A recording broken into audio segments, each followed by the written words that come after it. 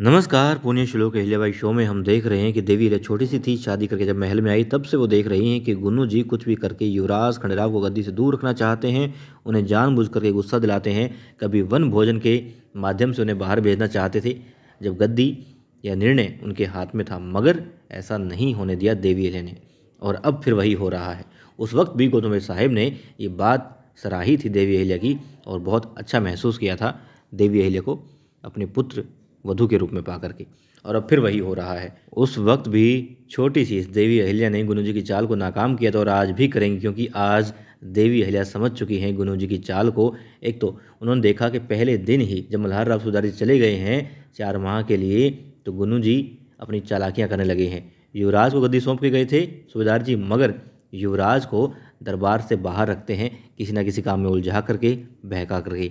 ये बात देवी अहिल्या जान गई है और अब तुको जी ने भी बता दिया है कि लगातार 7 दिन हो चुके हैं गुरु जी ही दरबार में फैसले लेते हैं और युवराज लगातार दरबार से दूर रहते हैं। गुरु जी की मनमानी चल रही है।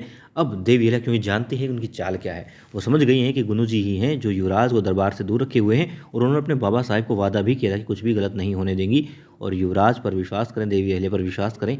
युवराज अच्छे से निर्णय लेंगे और दरबार में जाएंगे भी। अब गुन्नू जी ने खंडेराव को गुमराह करके मालवा की गद्दी हासिल कर ली है।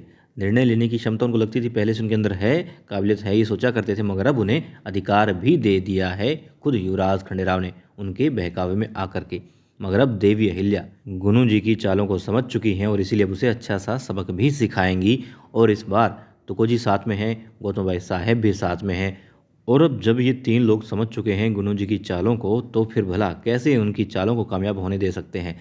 देवी अहिल्या जब समझ गई हैं और तुको जी ने बता दिया है कि क्या हो रहा है दरबार में और जान गई हैं कि युवराज की गद्दी खतरे में है गौतम साहब, तो बस अब तीनों मिलकर के कुछ ऐसा कमाल दिखाएंगे कि गुन्नू जी को उन्हीं की चाल में अच्छे से फंसाएंगे। मुझे तो यही लग रहा है कि जैसे कि बोलते हैं ना कि 100 सुनार की एक लुहार की, अब देवी अहिल्या इस 8वें दिन ऐसी ही चोट मारेंगी गुन्नू जी पर कि गुन्नू जी धराशायी होकर के गिर पड़ेंगे।